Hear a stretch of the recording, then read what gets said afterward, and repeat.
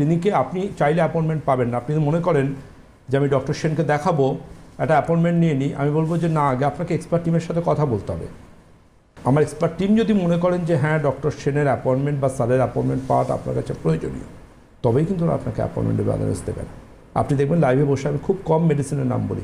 Skin care, hair care ঠিক আছে চলুন, আজকে তো স্কিন হেয়ারের পেশেন্ট প্রতি ক্লিনিকে এত থাকেন, কিন্তু এর বাইরেও এমন অনেক পেশেন্ট আছেন যারা কিন্তু সত্যি দেয়ালে পিঠ ঠেকে আছে তাদের, সব প্যাথি করে সব কিছু করে। এবার এমনও পেশেন্ট আছেন, কোথাও থেকে ডক্টর দেবব্রত সেনের নাম শুনেছেন যে এখানে আয়ুর্বেদ বিশেষজ্ঞ, বংশ পরম্পরা আয়ুর্বেদিক ডাক্তার উনি আছেন, ওনার কাছে যাবো। মানে এমনও পেশেন্ট আমার ক্লিনিকে আসেন দিদি, যারা জীবনে প্রথম আয়ুর্বেদিক ওষুধ খাচ্ছেন।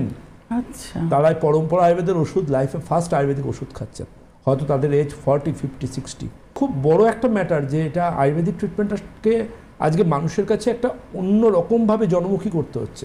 আজকে আয়ুর্বেদ ভেবে মানুষ কিন্তু অনেক কোয়াকের কাছে চলে যান, আয়ুর্বেদ ভেবে কিন্তু অনেক বিউটি প্রোডাক্টের কাছে চলে যান, আয়ুর্বেদ ভেবে কিন্তু ইভেন যোগাসনের মাস্টারমশাইদের কাছে চলে যান, আয়ুর্বেদ ভেবে কিন্তু ইউনানিদের কাছে চলে যান। মানে আয়ুর্বেদটাকে অনেক স্থূল অর্থে ব্যবহার করা হয়েছে। আয়ুর্বেদ মানে ভারতবর্ষের একটা বেদের অঙ্গ।